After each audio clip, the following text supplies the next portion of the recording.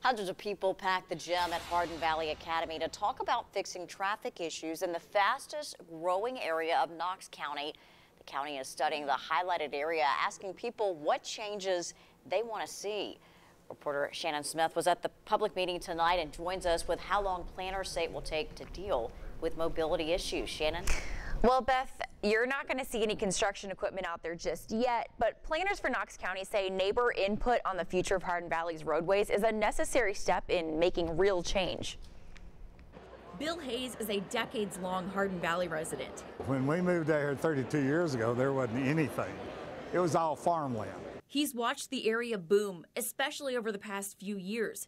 According to a mobility study, from July 2014 to July 2018, about 1,200 building permits were issued for construction projects in Hardin Valley. 90% were for new homes. Hayes sees only one downside to the growth of Hardin Valley. Traffic. That's got to be the only thing. If you've driven in that area lately, you've probably noticed what he's talking about, and now it's time to fix it. Now we're looking at the long term, the entire corridors, to identify solutions. Solutions to what hundreds of people say are big problems with congestion and safety on the main roads through Hardin Valley.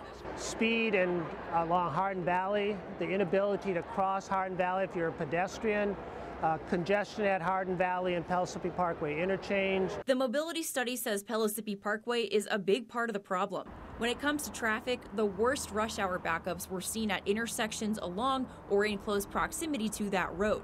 Crash data was also collected, Pellissippi Parkway again being the most dangerous. Knoxville has grown into a rush hour, and no community is really exempt from that. County Commissioner Brad Anders represents Hardin Valley, and any action that results from Tuesday's meeting will be up to him. There's needs all over the county, but obviously this is the fastest growing and the most needed area for infrastructure improvements.